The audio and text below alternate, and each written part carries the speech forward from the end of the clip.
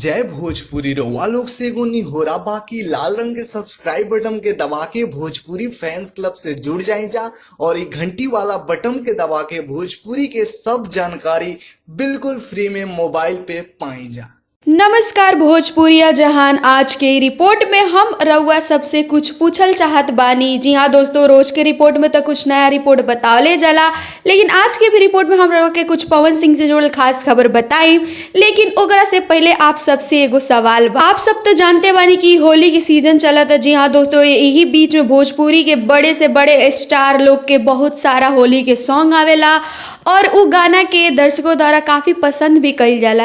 यही बीच हमनी के भोजपुरी के 3 गो स्टार यानी कि भोजपुरी पावर स्टार पवन सिंह और दबंग स्टार खेसारी लाल यादव और अक्षरा सिंह के भी गाना आइल बाटे होली के।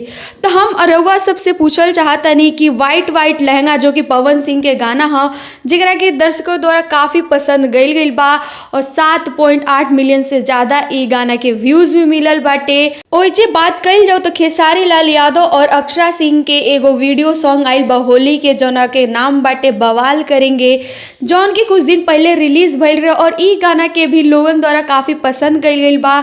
7 मिलियन से भी ज्यादा ई गाना के व्यूज मिलल बाटे। और आज भी पवन सिंह के एगो गाना आइल बाटे, जौन गाना के नाम बाटे होली के मजा, और ई गाना के भी दर्शकों द्वारा काफी पसंद कइल गइल बाटे।